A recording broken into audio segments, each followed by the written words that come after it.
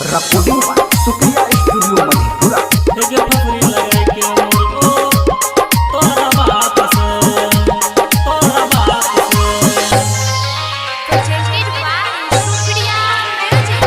हमर ने छोरी है बिगे सैया के संगे जय बिगे हमर ने छोरी है बिगे सैया के संगे जय बिगे तरफ रह जइबो तो हर मुलाकात से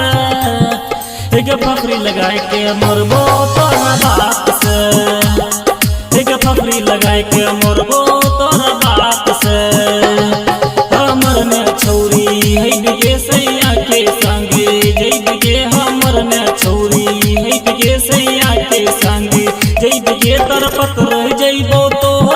मुलाकात से एक फफरी लगाए के मरबो तोरा बात से एक फफरी लगाए के मरबो तोरा बात से। डीजे विकास मटियार कला सीतामढ़ी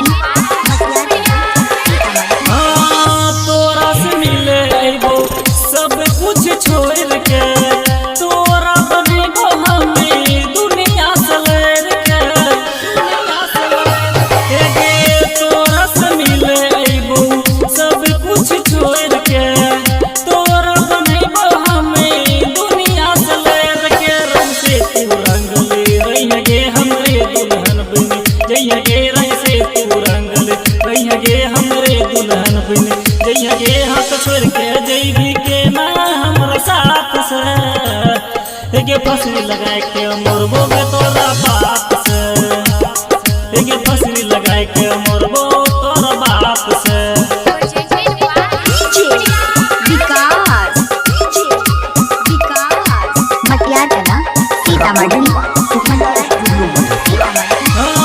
बनल रही हमरे छोरी रही है हमरे साथ गे कोने कस करिया हमें डेली तो काट गे